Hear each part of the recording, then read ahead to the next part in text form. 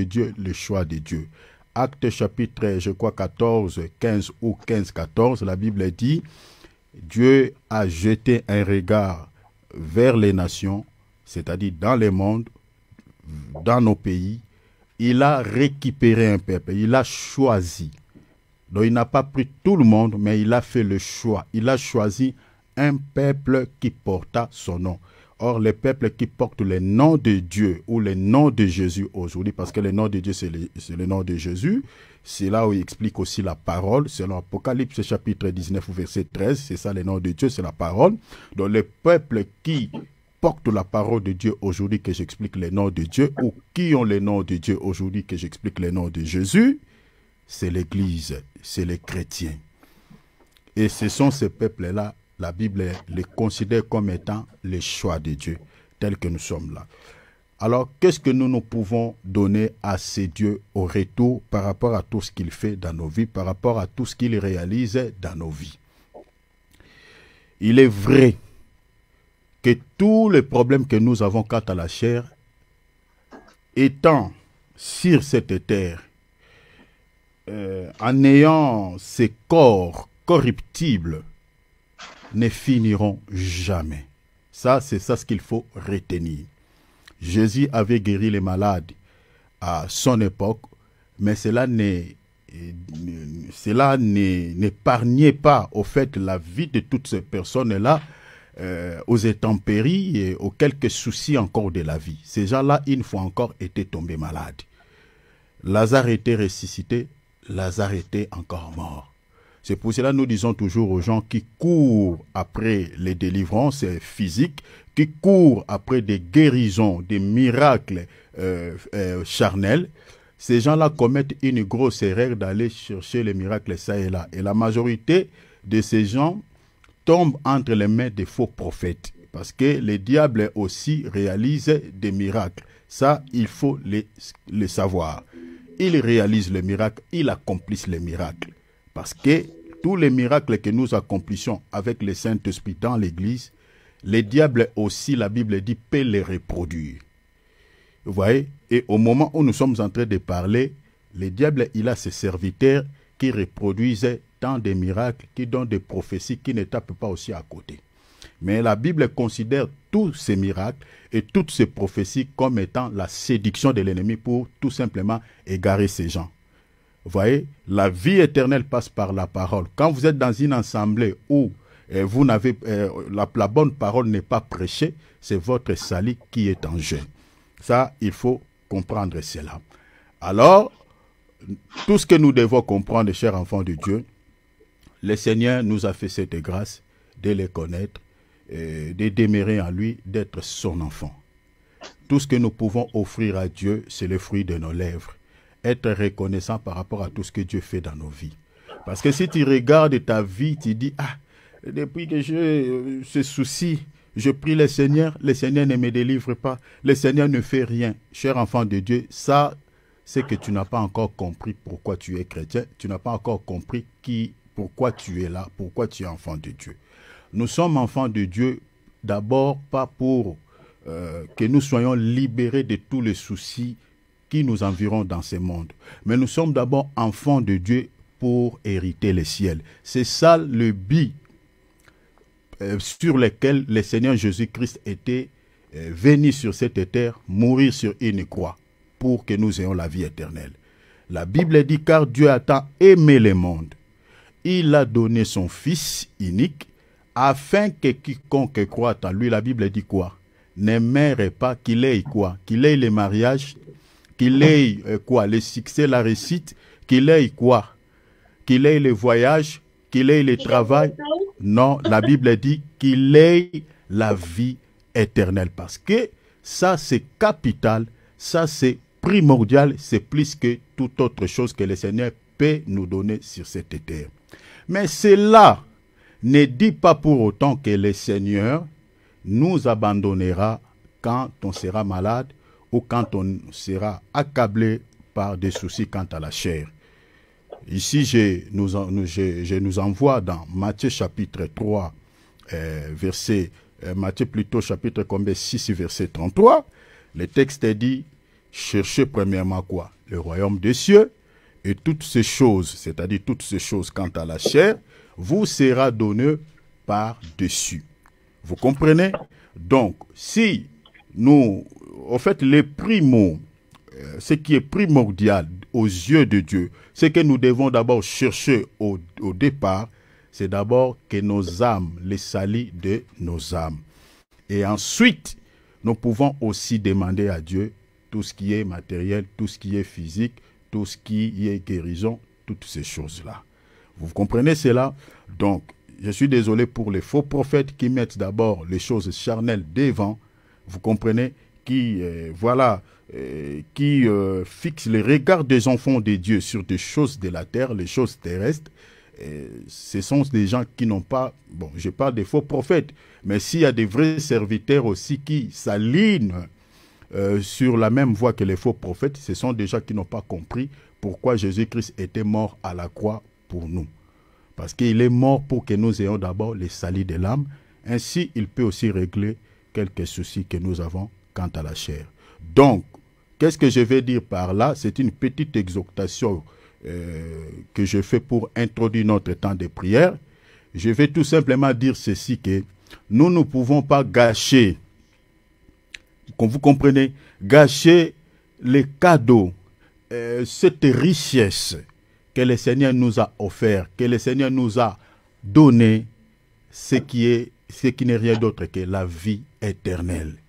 À cause de quoi? À cause des soucis de la chair. Nous ne pouvons pas les gâcher. Parce que la vie de ce monde, c'est une vie éphémère.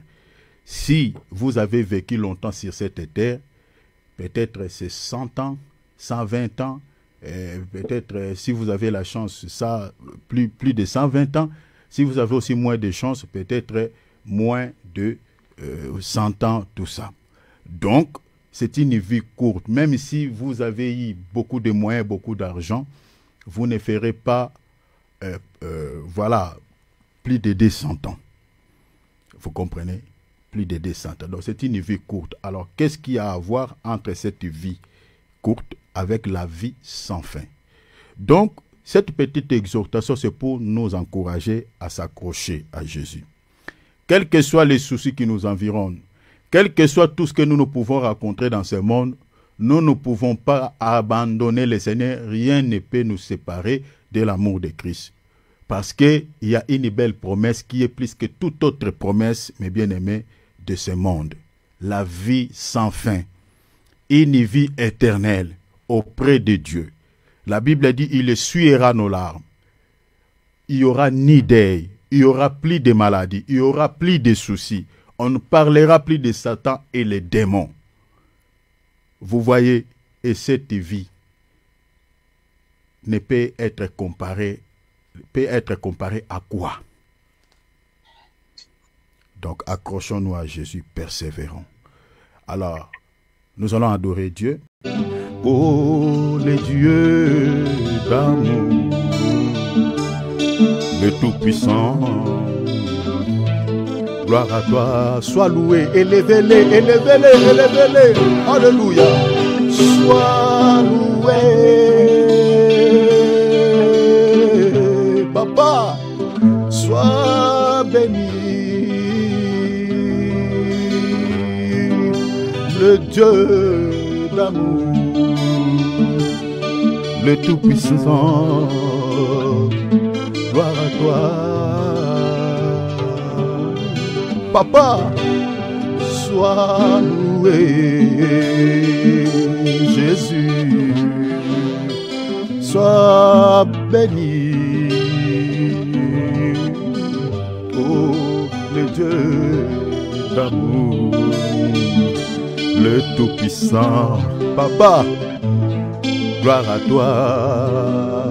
Alingala Kumisama en français, sois loué. Kumisama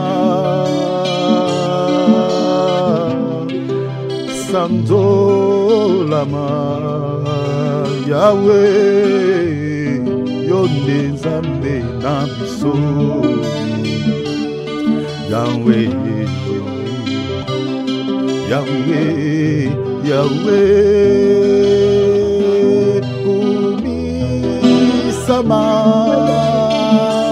oh, Sanzolama,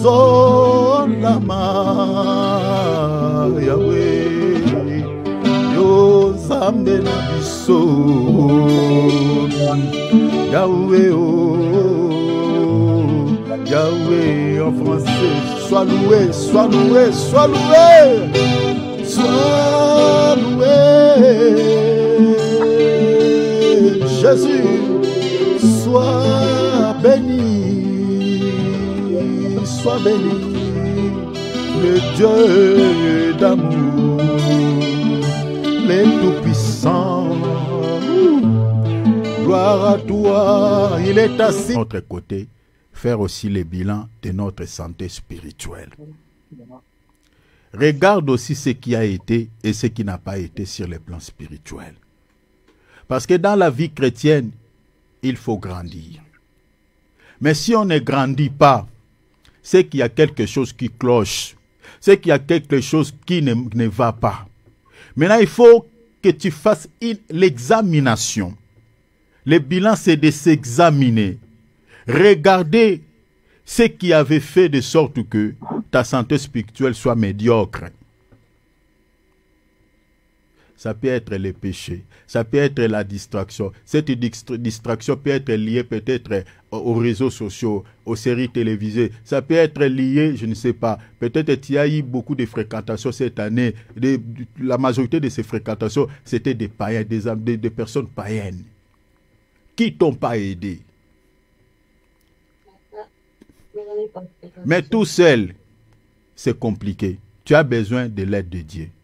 Parce que le corps que nous avons aime le monde. Parce que c'est un corps qui est considéré comme étant de la poussière et cela a été tiré de la poussière et ne peut être attaché qu'à la poussière sans l'aide de Dieu. Le Seigneur a une balance entre ses mains. La balance de Dieu, c'est sa justice. Il a pris Beltsazar, il a placé sur la balance. Je suis dans Daniel chapitre 5. Le Seigneur a pesé ce roi. Ce roi a été trouvé léger dans la balance de Dieu. Dans un autre langage, pourquoi il a été trouvé léger? Peut-être c'était le mal qui pesait beaucoup. Vous savez, quand on achète une viande, il y a une pierre qu'on place de l'autre côté pour calculer le poids. La pierre ici peut représenter l'incrédulité, peut représenter toute mauvaise chose qui t'ont rendu lourd de ne pas pouvoir avancer avec le Seigneur. Donc tu n'as pas de poids peut-être sur le plan spirituel. Ce qui pèse beaucoup, c'est la chair. Est-ce que, examine-toi, si le Seigneur te place au moment où nous sommes en train de parler, il dit, ma fille, mon fils, viens, je vais peser un peu, te peser un peu sur ma balance et voir combien tu pèses sur le plan spirituel. Mais avant que le Seigneur ne le fasse, toi-même, tu dois déjà commencer à le faire. Alors, la requête est celle-ci. Examine-toi et demande à Dieu. Ce qui t'a pas permis de grandir dans la foi. Parce que l'apôtre Paul, ou l'auteur aux Épîtres aux Hébreux, dit, vous qui devriez être déjà des maîtres, mais vous avez encore besoin du lait. Qu'on vous enseigne des rudiments, des notions préliminaires de la vie chrétienne. Alors que vous deviez être déjà des docteurs, de maîtres, recadrer certaines personnes même dans la foi. Mais vous restez toujours bébé parce que c'est le bébé qui a besoin du lait. Or, un bébé, celui qui a besoin du lait, c'est celui qui est encore charnel. 1 Corinthiens 3, verset 1 à 3. Combien de temps tu as fait dans la foi? Combien de temps tu as fait dans la vie chrétienne? Est-ce que tu es grandi ou tu es toujours bébé? Ouais. Examine-toi. Combien de fois tu étais dans la présence de Dieu et combien de fois tu étais dans le monde? Tu étais là Odyssée ou quoi? Demande l'aide de Dieu. Le Seigneur ne te condamne pas, ne te juge pas, mais il veut que tu progresses, que tu grandisses, que tu améliores ta vie spirituelle. Combien de temps que tu as lu la Bible et combien de temps que tu avais consacré aux réseaux sociaux? Les réseaux sociaux, les réseaux sociaux. Aujourd'hui, c'est un outil diabolique, satanique. Le TikTok, l'Instagram. Ce que je vois là-bas, tous les jours, me coupe le souffle. Je me demande toujours, surtout les jeunes filles, surtout les jeunes filles. Les jeunes garçons ne sont pas épargnés. Mais quand je vois les jeunes filles, chez nous en Afrique, les jeunes filles, on les considère comme les mamans. Mais qui se dénide, qui se laisse en poil, mais bien aimé, ça me coupe le souffle. Quand je dis en poil, c'est-à-dire qui n'ont pas de vêtements, tout nus. Le patron des réseaux, de Facebook, il est prêt à censurer des vidéos qui parlent de Dieu. Mais il est incapable de censurer de telles images. Nous devons encadrer nos enfants. Oui, elle se promène à moitié nue, puis après elle crie au viol. Nous allons demander l'aide de Dieu. Si peut-être sur le plan spirituel, il y a des soucis, demandez vraiment l'aide de Dieu. Demande l'aide de Dieu, que tu grandisses. Parce que le Seigneur dit, les prostituées, les publicains, vous dévanceront dans le royaume des cieux.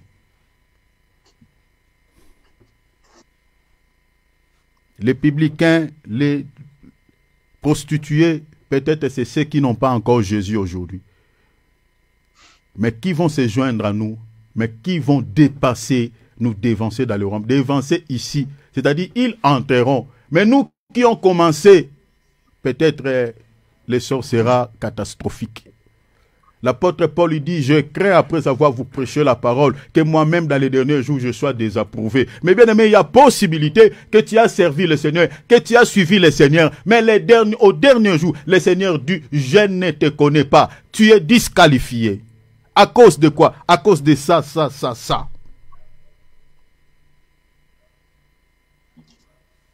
Humilions-nous, demande l'aide de Dieu. Dis, papa, je viens auprès de toi, regarde, cette année, j'ai moins lu la Bible.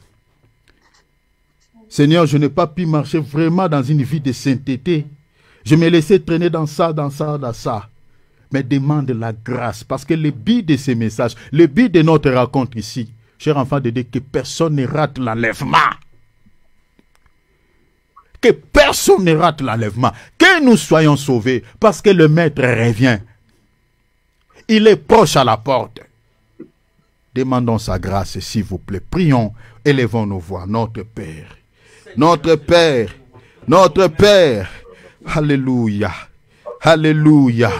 Alléluia. Seigneur, tu ne nous as pas appelés à la condamnation. Seigneur, tu ne nous as pas appelés à la condamnation, mais à l'acquisition du salut.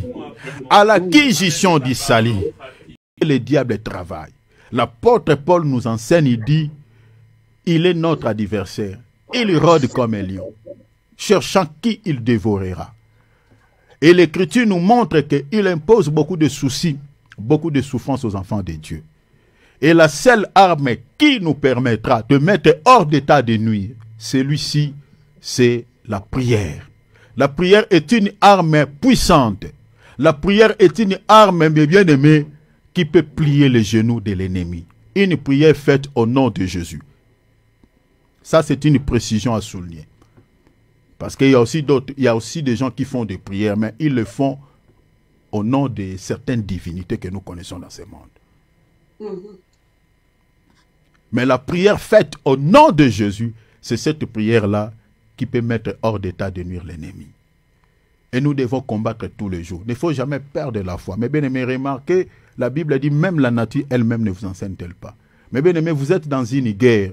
Vous voyez que vos ennemis vous attaquent, vous frappez, ils vous attaquent, vous frappez. Mais bien aimé, vous n'allez pas abandonner et se remettre entre les mains de vos ennemis. Vous allez continuer. Et souvent, même quand vous regardez les combats de boxe, c'est toujours comme ça. On est en train de te battre, mais tu continues. Ton œil est blessé, ton œil est en train de saigner. On dit, est-ce qu'on coupe le combat? Les boxeurs disent non, on continue. Et vous allez voir que celui qui était blessé, celui qui tombait souvent sur le ring, au final, c'est lui qui va remporter les médailles. C'est comme ça avec le diable. C'est pour cela que le texte dit, résistez-lui avec une foi ferme et il fuira. C'est ça ce que le texte dit. C'est-à-dire, s'il y a quelque chose que le diable ne supporte pas quand un chrétien prie, c'est la résistance. Jacques chapitre 4 verset 7. La Bible dit, résistez-le lui. J'aimerais qu'on lise ça. Jacques chapitre 4. Regardez ce que le texte dit. Résistez-lui avec une foi ferme. Regardez, je suis dans Jacques 4. Cela nous permettra de bien prier. Il faut comprendre, mes bien-aimés, certains secrets dans la parole. Cela t'aidera à bien prier et à prier avec la foi. Je suis dans Jacques chapitre 4. On lit le verset 7. La Bible dit, soumettez-vous donc à Dieu et résistez au diable et il y fuira loin de vous. Vous voyez? Résister au diable. C'est-à-dire un chrétien qui résiste à Satan. Il t'attaque, mais toi tu résistes. Le fait que tu résistes, celui-ci ne supporte pas la résistance, il finira par faire quoi? Par tailler. Mais celui qui peut résister à Satan, la Bible dit, doit d'abord se soumettre à Dieu. C'est pour cela Jacques dit, soumettez-vous donc à Dieu et résistez au diable. C'est-à-dire, doit être quelqu'un qui obéit à la parole de Dieu. Nous allons prier. Mettre hors d'état de nuit. Pendant cette période de fête, il crée beaucoup de soucis. Il va profiter de toutes ces distractions qui emballent les gens dans ce monde, ces coutumes sataniques qui n'ont rien à voir avec Dieu. Lui, il profitera. Il va créer des soucis, il va créer beaucoup de choses. Mais mes bien-aimés, protégeons nos familles par la prière. Protégeons nos santé. Protégeons, mes bien-aimés, le peu que le Seigneur nous donne, quelques sous, quelques richesses, que nous ne puissions pas les dépenser par des problèmes, par des maladies. Mettons-les hors d'état de nuit. Lèvons nos voix, lèvons nos voix, lèvons nos... Sois élevé. Nayebi ete ozali. Nzambe. Ozali mosungi na ngai. Papa, na bolingo na yo masiai. Na makasi na yo kolo na ngai. Yaya kangora ngai. Kolo kangora banai. Délivre-nous. Osale la bamingi. Nakati na pasi zambe o. Papa kita lelo yo. Salisa mwana na yo. O Yesu mosusu te seyo. Nabomoi nanga kaka seyo. Mosusu te seyo. Na la vie nangai kaka seyo. Oh nayebi ete yo zali. Elongo nangai, elongo nangai, elongo na biso, elongo na biso yaya, elongo nangai Yesu. Nayebi na motema Yesu azali. Mabroi mabosaka, mabroi mabrokataria saka, lunde mabosotoria saka. Seigneur, souviens-toi de chacun de nous. Seigneur, que nous ne finissions pas, Seigneur, cette année dans l'humiliation, la tête courbée, dans la honte. Jésus, s'il te plaît, Père. Nayebi ete yo zali. Oza elongo na biso yo zali. Ngai nayebi ete papa zali. Oh nabanga nini. Kolo Yesu azali. Azali, il est là. Azali Yesu. Oh Yesu azali. Il est le seul qui peut nous aider. Mosungi nanga. Alléluia. Étends ta main sur la tête de chacun, l'Esprit de Dieu. Je sais que tu es là. S'il te plaît, acclamons-le. Donnons-lui gloire. Donnons-lui gloire. Donnons-lui gloire. Il est le roi des rois. Il est le Seigneur des seigneurs. Sois béni notre Père. Sois béni notre Dieu. Merci infiniment pour le temps que tu nous donnes. Oh Jésus, sois béni. Alléluia. Prenons nos Bibles, chers enfants de Dieu. Soyons comme des Béréens. Soyons comme des chrétiens des Bérés qui examinaient toutes choses à la lumière des Écritures. Notez des points essentiels, chers enfants de Dieu, s'il vous plaît. Faisons comme d'hab. Mettons nos micros à mode silencieux, s'il vous plaît, chers enfants de Dieu. Alléluia. Voilà. Comme vous le savez bien, nous sommes en train de partager sur cette thématique que nous avions commencé déjà plusieurs mois.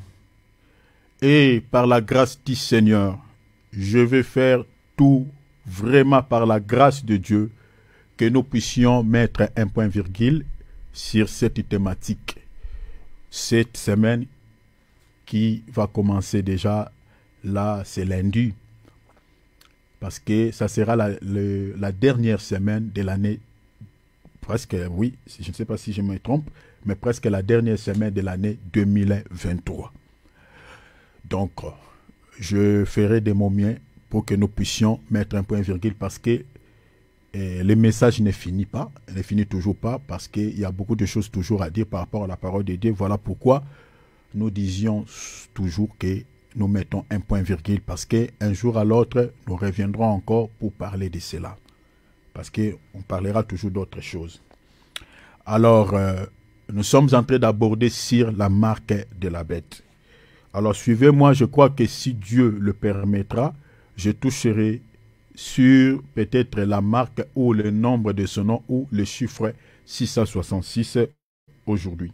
Donc, suivez-moi très bien. J'aurai du mal à répéter ce que j'avais parlé hier parce que je vais courir vraiment avec le temps parce qu'il y a encore d'autres choses qui nous restent à parler et je vais faire de mon mieux pour que nous terminions, mes bien-aimés, la semaine qui va commencer, cette semaine.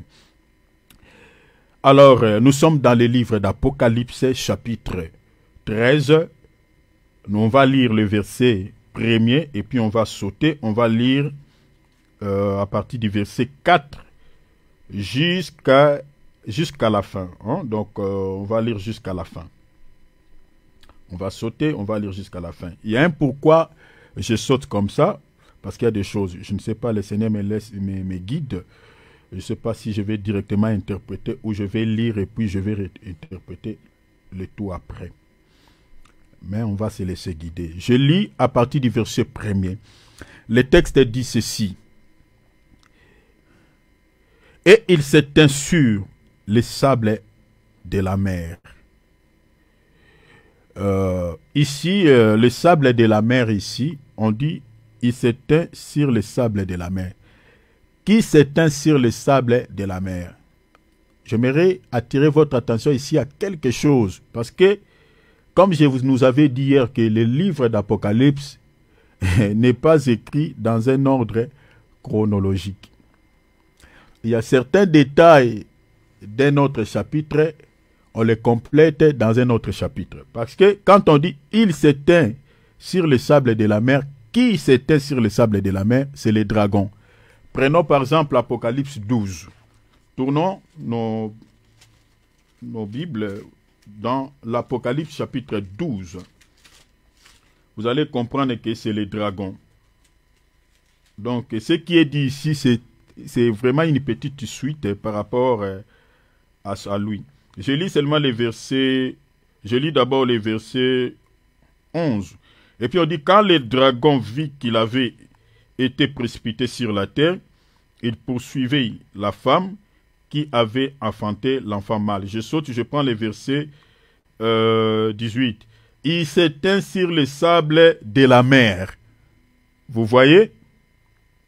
Il s'éteint sur les sables de la mer. Alors, ici, directement dans les versets 13, on complète ce qui est dit là-bas. On dit, puis, voilà, je suis dans Apocalypse chapitre 13. Bon, ça dépend des traductions. Hein. Je suis désolé parce que la traduction Louis II ici ne commence pas comme ça. Mais dans d'autres versions, toujours des traductions Louis II, on complète la partie du chapitre 12 ici au verset 13. Donc ne vous inquiétez pas par rapport à cela. Peut-être que vous pouvez regarder dans vos traductions, dans les traductions que vous possédez, il n'y a pas ça. Mais dans la traduction que moi je lis ici sur mon attel, le verset 13 commence comme ça. Donc, dans d'autres traductions, c'est dans le chapitre 12, mais dans les versets 18. Donc ne vous dérangez pas. Alors, celui qui s'éteint ici sur les sables de la mer, c'est les dragons. Mais pourquoi il est allé se positionner sur les sables de la mer? Qu'est-ce qu'il fait là-bas? Que représentent les sables de la mer? Je crois que j'aurais du mal à vous donner beaucoup de versets par rapport à cela, mais retenez déjà que selon les Écritures, retenez ça par cœur, les sables de la mer représentent l'Israël. Si vous voulez les textes, je vous donnerai plusieurs textes. Vous pouvez lire déjà Genèse chapitre 12, quand le Seigneur était en train de montrer à Abraham ces deux types de postérité, il dit, ta postérité sera comme les étoiles au ciel, et puis comme les sables de la mer. Le Seigneur parlait de l'Église et l'Israël. Même si vous lisez, je crois, Osée ou Amos, vous allez voir ça. Donc, l'Israël est comparé au sable au bord de la mer. Maintenant, quand on dit le dragon est allé se positionner sur les sables de la mer, donc vous comprenez que les dragons ici, il va abandonner l'Amérique, il va laisser toutes les nations, mais son lieu où lui, il va aller, vous comprenez, se positionner où ses regards sera braqué sur les sables de la mer que j'expliquais, l'Israël. Vous comprenez? Voilà pourquoi il fera beaucoup de mal à ces peuples aux moitiés de son règne. À la moitié de son règne. Vous comprenez? Alors, la Bible dit, je suis dans Apocalypse 13, 1, puis je vis monter de la mer une bête qui avait 10 cornes. Retenez 10 cornes, aujourd'hui nous allons parler un peu de ces 10 cornes. Et cette tête, et sur ces cornes 10 diadèmes, des diadèmes ce sont des couronnes, et sur ces têtes des noms de blasphème. Il se blasphème contre qui? Il prononce des paroles blasphématoires contre notre Dieu, et puis contre son tabernacle et ses saints.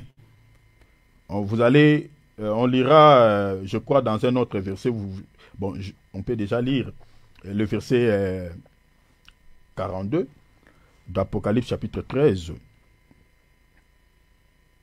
Non, qu'est-ce que j'ai dit? Le verset plutôt 6, parce que le verset 42 n'existe pas. On lit le verset 6, la Bible dit « Et elle ouvrit sa bouche pour proférer des paroles contre Dieu. » Vous voyez?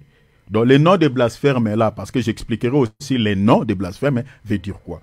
Alors, la Bible dit ici, il prononce, il ouvrit sa bouche pour proférer des blasphèmes contre qui? Contre Dieu. Pour blasphémer son nom. Donc, lui déjà, il porte le nom de blasphème, mais il va encore blasphémer contre les noms de Dieu. Les noms de Dieu, là, c'est quel nom? Et puis la Bible a dit contre son tabernacle et ceux qui habitaient dans les ciels. Vous comprenez? Contre ceux qui habitaient dans les ciels. Qu'est-ce que cela veut dire? Parce qu'il portait sur ses têtes, sur ces sept têtes, les noms des blasphèmes. Je suis dans Apocalypse 13, 1 et puis verset 6. Sur ces têtes, la Bible a dit des noms des blasphèmes. Allons vite dans Apocalypse chapitre 17. Allons là-bas rapidement, on va expliquer, interpréter directement ces sept têtes. Apocalypse 17, verset 9, notez. On lit les versets 9, 10, jusqu'au verset combien? Jusqu'au verset 13, et puis on va lire les versets 16 et 17. 17 jusqu'à 18.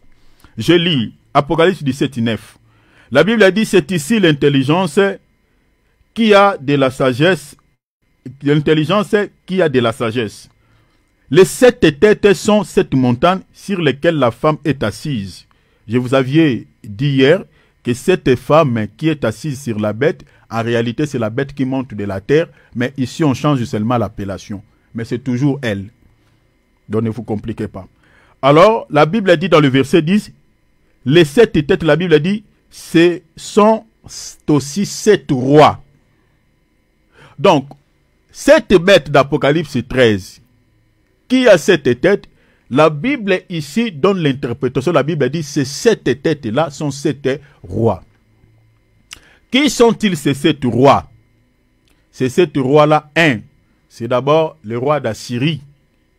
2, le roi de l'Égypte. 3, le roi de Babylone. 4, le roi de Mède et les Perses. 5, le roi de l'Empire grec. 6, le roi de l'Empire romain. Et 7, le roi toujours de l'Empire romain, mais l'Empire romain restauré. Cet empire que nous avons aujourd'hui. Ce sont ces 7 rois. Mais ce qui attire mon attention ici, la Bible dit, sur chacune des têtes, il y avait les noms des blasphèmes. Les noms, retenez, les noms.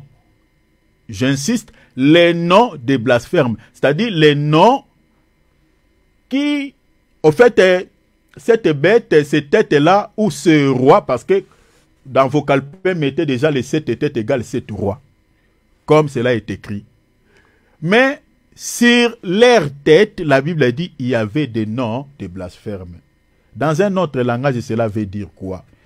La tête comme un roi, mais sur chaque tête, il y a des noms de blasphèmes. D'abord, pour comprendre les noms qui est écrit sur chacune des têtes, il faut comprendre d'abord les noms là, les noms. C'était les noms de qui? Et les noms là qui blasphèment contre qui? Selon Apocalypse 13, verset 6, les noms là, la Bible nous montre, c'est-à-dire cette bête va libérer des paroles blasphématoires contre Dieu, et puis contre son tabernacle, et puis ceux qui habitent dans les ciels. Vous voyez cela? Alors, les noms là, le mystère de ces noms là explique quoi? Qu'expliquent ces noms? Comprenez déjà, selon toujours Apocalypse chapitre 13, la Bible dit quoi? On va imposer aux gens la marque de la bête. Et puis la Bible nous parle du nom de la bête. Ici, allez avec moi monter directement parce que je vais directement expliquer le nom de la bête. Le nom de la bête.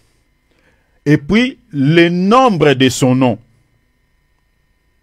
Le nombre de son nom, le texte est dit dans le verset 18, c'est 666.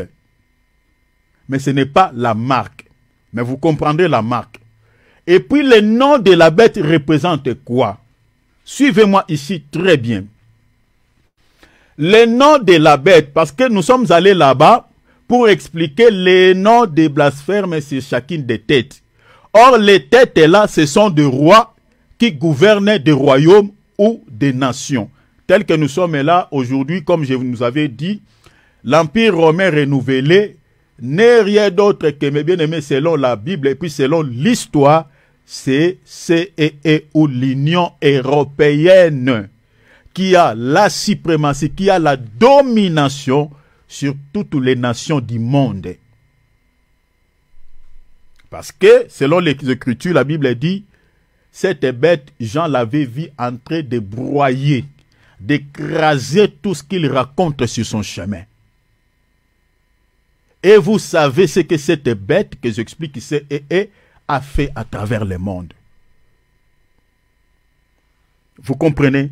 Vous savez ce qu'il a fait. La majorité de tous les soucis que nous avons dans le monde, les guerres, tout ça, c'est la bête là. C'est cette bête là. Elle est partout dans le monde. Partout. Et personne ne peut oser contre lui. Pourquoi? Parce que elle est en train d'agir selon la mission qui lui a été confiée dans les Écritures. Parce qu'il faut que la parole de Dieu s'accomplisse. Alors, le nom de blasphème qui est sur chacune de ces têtes représente quoi? Parce que vous allez remarquer que toutes ces têtes, vous allez voir la Bible dit dans Apocalypse chapitre, j'aimerais continuer d'abord la lecture. Je suis dans chapitre 17, verset 9. La Bible dit, je lis d'abord le verset 10, la Bible dit, c'est aussi 7 rois, donc c'est 7 têtes, c'est aussi 7 rois. L'Écriture dit 5 sont tombés. Donc il y a 5 têtes qui sont tombées. Les 5 têtes qui sont tombées, dans un autre langage, ce sont les 7 royaumes qui sont déjà passés. C'est-à-dire l'Empire, la Syrie, l'Égypte, la Babylone, Mède le Perse, et puis grec, l'Empire grec, sont passés. Mais le texte dit, dans les versets toujours 10, un existe. L'empire qui existait pendant que l'ange était en train de donner cette vision à Jean, c'était l'empire romain, 6e empire. Et puis il dit quoi? L'autre n'est pas encore venu. Pendant qu'il parlait à Jean, il dit l'autre n'est pas encore venu. C'était toujours l'empire, la continuité de l'empire romain. Mais il était venu quand? Il était venu après tout ce que je vous avais dit, la Première Guerre mondiale et puis la Deuxième Guerre mondiale. C'est-à-dire, il était à Paris après la destruction voilà, de toutes ces guerres. Après, il va naître maintenant l'Empire romain. Parce que vous devez comprendre que l'Empire romain de l'Occident et de l'Orient, c'est ça l'Empire romain que l'apôtre Jean avait vécu. Vous voyez, pendant que l'ange parlait sur l'île de Patmos, c'était l'Israël était sous la domination des Romains, l'Empire romain. Maintenant, cet empire était écrasé après la Première et la Deuxième Guerre mondiale. Il va maintenant être restauré en 1957, comme j'avais dit ici, à Rome, sous traité de Rome. En 1957, tout autour de la table, ceux qui avaient conclu cette alliance pour restaurer cet empire, c'était les 6 nations. Remarquez déjà les chiffres 6, parce que la Bible dit, celui qui a la sagesse calcule le nombre de la bête, c'est le nombre d'hommes. Or, le nombre d'hommes, c'est le nombre 6. L'homme est la création du 6e jour. C'est le chiffre 6. Or, ceux qui ont été autour de la table pour pouvoir restaurer ou donner naissance à l'Empire romain, c'était les 6 nations. Le nombre 6. Ça, c'était la réapparition de l'Empire romain. Comme il est dit ici, l'autre n'est pas encore venu, mais cette partie ici est déjà accomplie depuis 1957. Et au moment où nous sommes en train de parler, nous sommes dedans. Elle est déjà venue dans notre temps. Mais à l'époque des gens, cet empire n'était pas encore né. C'est CEE qui est devenu en 1993, je crois, l'Union européenne. Mais maintenant, on dit encore quoi? Et quand il sera venu, il doit rester peu de temps. Vous comprenez? 5 sont tombés, un existe 6e, et l'autre n'est pas encore venu 7e, vous comprenez? Mais quand il sera venu, il va rester peu de temps. Donc, il va rester peu de temps, selon le langage de la Bible, peu de temps peut être plusieurs décennies. Hein? Vous comprenez? Peut être plusieurs décennies. Parce que, selon les calculs de la Bible, un jour égale 1000 ans. Donc, c'est-à-dire 1000 ans aux yeux de Dieu, pour nous, c'est beaucoup. Mais aux yeux de Dieu, 1000 ans, c'est un jour. C'est pour cela, ceux qui comprennent ce langage que nous avons l'habitude de dire que Jésus revient bientôt, beaucoup calculent le retour de Jésus par rapport au calendrier que nous avons, que nous utilisons, par rapport à la calendrier julien. Non, Jésus revient bientôt. Ce n'est pas dans un langage, voilà, dans un langage charnel. Mais Jésus revient bientôt, c'est dans le langage spirituel et c'est d'après les calculs de Dieu. Vous comprenez? Le bientôt de Dieu n'a rien à voir avec la définition que donne l'encyclopédie. Parce que depuis Jésus-Christ était parti au ciel, jusqu'à aujourd'hui, c'est s'est écoulé 2000 ans. Vous comprenez? Depuis l'an 0 jusqu'à aujourd'hui, il y a 2000 ans passés. Donc, 2000 ans selon le langage de Dieu, c'est 2 jours. Donc, ce langage que nous utilisons, Jésus revient bientôt, tient à son sens par rapport au langage de la Bible. Alors, vous voyez ici, la Bible dit, cet empire, c'est 6e empire, ou je crois, non, 7e empire, va rester peu de temps. C'est l'Union européenne que nous avons. Vous comprenez? L'Union européenne. Mais maintenant, la bête elle-même, elle sera comme étant 8e tête, selon les versets 11. La Bible dit, la bête qui était et qui n'est plus. Donc, qui était, c'est l'empire romain qui existait à l'époque de l'apôtre Jean. Quand il recevait la vision, la Bible a dit qui n'est plus à la Première Guerre mondiale, la Deuxième Guerre mondiale, l'empire romain n'existait plus. Que ce soit de l'Orient, que ce soit de l'Occident, n'existait plus après ces 2 guerres étaient carrément effacées, n'est plus. Mais la Bible dit, et qui n'est plus, et elle-même un 8e roi, c'est-à-dire la bête, et elle est du nombre de 7, et elle va à la perdition. Mais si vous lisez dans le verset 8, la Bible dit quoi? Elle va monter de l'abîme. De l'abîme, je nous avais expliqué ici le mot abîme. Le mot abîme peut avoir plusieurs explications dans la Bible. Peut parler de prison, peut parler de la mer, mais peut parler aussi de la mort ou du séjour des morts selon Romains chapitre 10, je crois, versets 4, 5, 6, comme ça. Peut parler du séjour des morts, c'est-à-dire l'empire romain qui va réapparaître ou cette bête qui va monter de l'abîme, c'était la réapparition, vous comprenez, de l'empire romain renouvelé que j'explique l'Union européenne, c'est-à-dire après la Deuxième Guerre mondiale. Parce que cette guerre, la Deuxième Guerre mondiale, avait coulé beaucoup d'encre. Il y avait au moins plus de 70 millions de gens qui étaient morts de cette guerre. Donc c'est-à-dire la réapparition de l'empire romain va sortir de la mort, vous comprenez, à la vie. Vous voyez? Parce que si vous regardez même les déclarations de ces dirigeants de ces temps-là, qui avaient donné naissance à cet empire, ils parlaient de l'empire romain restauré.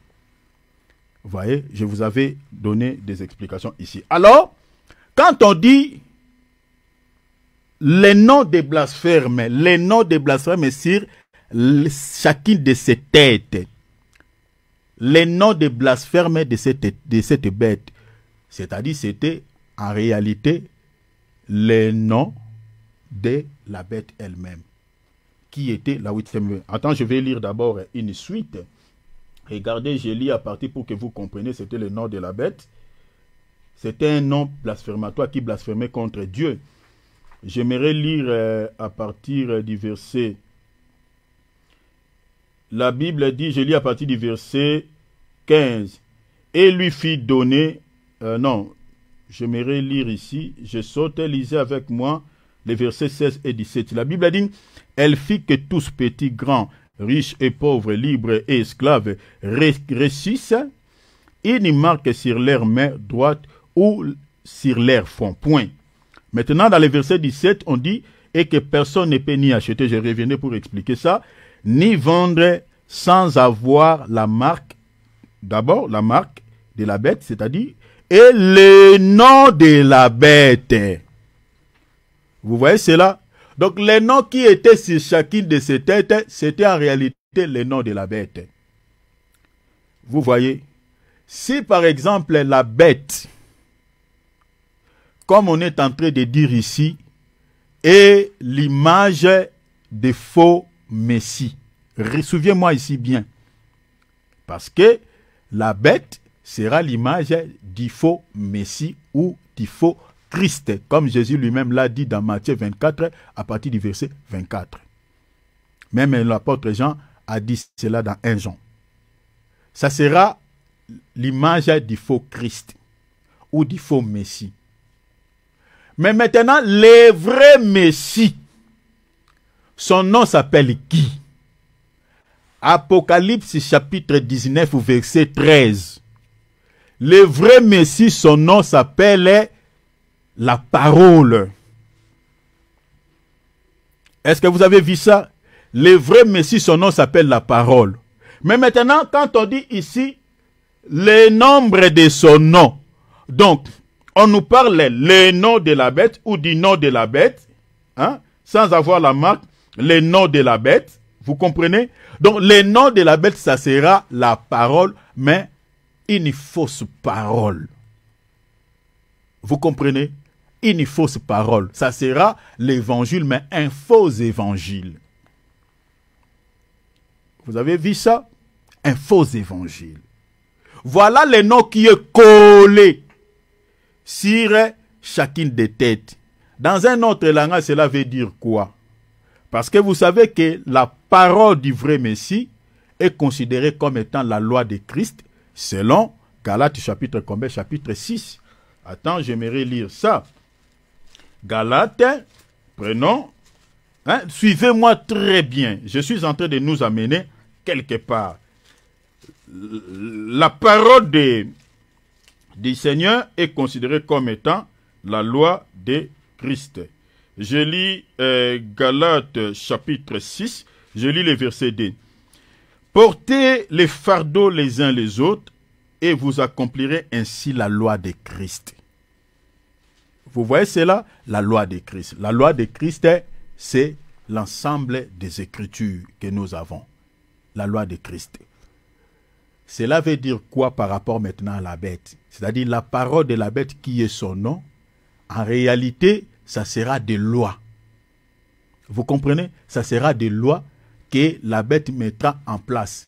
Et les lois là, ce sont des lois qui vont élever, qui vont s'élever ou qui sera en accord des véritables lois de notre Seigneur et Sauveur Jésus-Christ. Ce sont des lois que le Seigneur n'agréera pas. Ce sont des lois que le Seigneur n'aimera pas.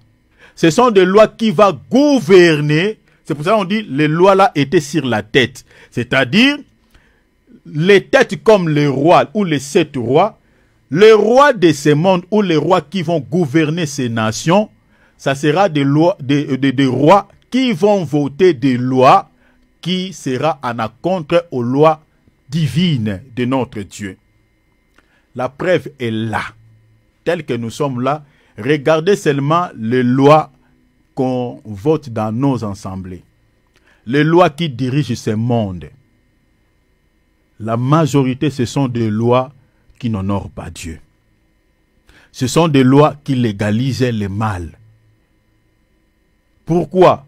Parce que ces rois-là se sont considérés comme étant des têtes de la bête. Or, la bête elle-même, c'est qui? C'est le diable. Donc, c'est-à-dire, la majorité des rois que nous avons qui dirigent ce monde, ils sont là parce que c'est l'ennemi qui les a placés, la majorité. Dans tous les cas, il y a des exceptions, mais la majorité. La majorité. La raison pour laquelle vous allez voir, tous sont dans l'Illuminati, tous sont dans la franc-maçonnerie, tous sont dans des histoires. Et comme ils sont dans des histoires, comment mes bien-aimés peuvent, par exemple, permettre que des lois qui dirigent nos pays soient des lois divines, soit des lois qui honorent Dieu? Impossible. Donc ce sont des lois qui élèvent le pointeur contre le Seigneur. Mais maintenant, au règne de l'Antichrist, je retourne ici dans l'Apocalypse, je vais continuer la lecture à partir du Apocalypse chapitre 13. Je continue la lecture, regardez, je lis le verset 4. La Bible dit, ils adorèrent les dragons. Qui adorèrent les dragons? Les habitants de la terre. Vous comprenez? Parce que quand, par exemple, les gens de ce monde acceptent des lois qui sont votées dans nos pays, qui légalisent le mal, et ils acceptent cela, c'est de cette manière-là ils adorent la bête. Parce que la bête ici dont on parle, c'est le roi de la terre, c'est le pouvoir politique, vous comprenez, qui dirige ce monde. Donc, Prenons par exemple, je vous donne un exemple. Dans certains pays que nous avons dans ce monde, on a légalisé, les lois sont votées, ils tolèrent maintenant les mariages entre papa, maman, les deux personnes de même sexe.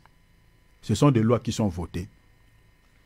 Dans certains pays, on a voté des lois où l'être humain peut épouser un animal.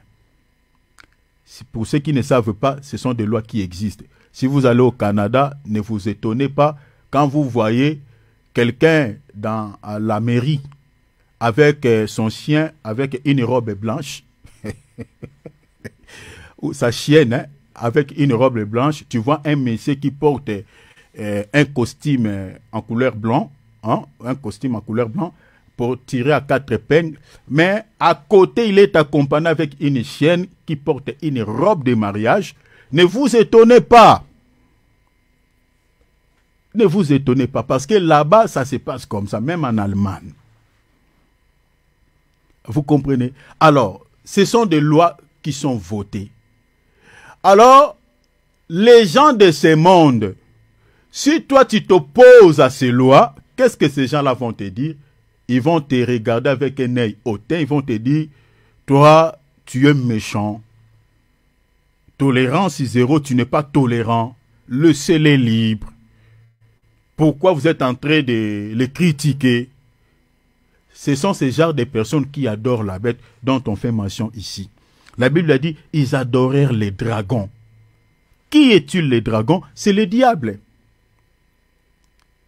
Donc c'est de cette manière-là. Parce qu'ils sont derrière des lois qui élèvent les pointes contre Dieu et ils acceptent. Alors la Bible dit, parce qu'ils avaient donné l'autorité à la bête, que j'explique les pouvoirs politiques, les rois de la terre, et ils adorèrent la bête en disant, qui est semblable à la bête et qui peut combattre contre elle? Donc ces gens-là qui disent qui est semblable à la bête, en réalité, les païens, ils mettent toute leur confiance aux autorités de ce monde. C'est comme ça que ce monde vit. Mais tandis que nous, les chrétiens, nous ne dépendons pas, mais bien aimés, des autorités de ce monde. Bien qu'ils nous dirigent, on respecte voilà, ce qu'ils disent. Mais on ne dépend pas d'eux. Pourquoi? Parce que Jean chapitre 17, le Seigneur a dit, nous vivons dans ce monde, mais nous ne sommes pas de ce monde. Notre cité à nous, c'est le ciel. Et notre papa à nous, celui qui nous dirige, celui qui veille sur nous, c'est le Seigneur Jésus-Christ. Vous comprenez? On ne dépend pas du système de ce monde. Mais ceux qui ne connaissent pas Christ, ils dépendent en tout et surtout au système qui dirige ce monde. Vous comprenez? Donc, ils font tellement confiance aux dirigeants de ce monde. Que ce soit, ils votent et ils disent des choses bidons et des choses qui n'honorent pas Dieu. Et ils ne font qu'obtempérer. Ils disent, bon, voilà, c'est nos autorités. Ils acceptent. S'il y a des gens qui rendent nos autorités malades, ce sont les chrétiens. Retenez ce que je vous dis. Il y a même une vidéo qui circule sur la toile, parce que même en France, on est en train de chercher comment on va maintenant commencer à casser les églises évangéliques, rétrécir leur champ d'action. S'il y a des gens qui rendent malades les autorités de ce monde, ce sont les chrétiens. Mais le monde, il court derrière eux. La Bible dit, dans le verset 5, « Et il lui fit donner une bouche qui proférait des paroles. » Vous voyez maintenant ici, des paroles, c'est ça le nom de la bête. Des paroles arrogantes. Regardez les discours que font nos autorités. Si vous suivez leurs discours, surtout quand ils sont élus, ils ont des discours, mais bien aimés, vous regardez, donc ils ne prennent pas Dieu comme soutien, mais ils s'appuient sur eux-mêmes et puis sur les forces occultes. Voilà pourquoi ils font souvent allégeance à l'Illuminati, franc-maçonnerie, dans ce genre de choses. Dans leurs discours, ils n'ont pas besoin d'aide de Dieu. Ils ne les disent pas, ils ne les déclarent pas. La majorité. C'est ça les paroles arrogantes. Et des blasphèmes. Souvent, ils font des déclarations qui offensent Dieu. Vous voyez, qui offensent son esprit. Quand ils légalisent le mal, quand ils acceptent tous ces soucis que nous avons dans ce monde, hein, c'est-à-dire papa, Dieu a fait des choses à sa manière, il dit que c'est papa et maman, et ils disent non. C'est pas ça. J'ai vu même sur la toile, on a modifié la... Bon, je ne sais pas si je peux dire la photo d'Adam et Ève, mais les photos que vous voyez où Adam et Ève étaient nés, on a modifié ces photos, on a mis un homme et un homme.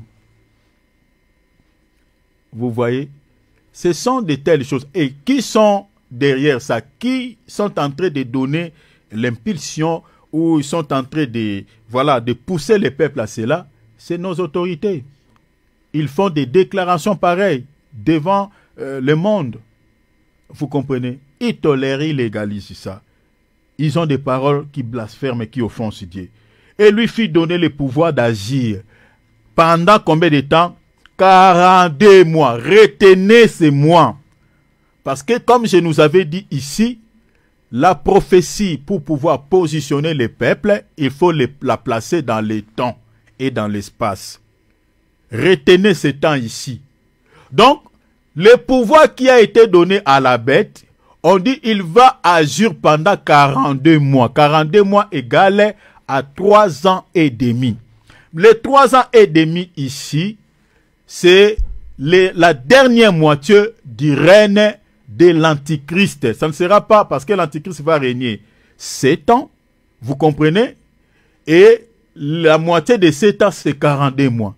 C'est-à-dire la première moitié de son règne, il ne commettra pas les choses vraiment les plus abominables, mais il va manifester son comportement, son mauvais comportement. Il va faire des choses les plus abominables durant sa dernière moitié de son règne. C'est à ce temps ici que la marque de la bête sera donnée aux gens à la dernière moitié de son règne. Retenez ça, n'oubliez pas. La Bible dit, je réitère, la Bible dit, il lui fit donner, le verset 5, le pouvoir. Qui lui a donné le pouvoir? C'est le diable, comme on a vu dans le verset 2.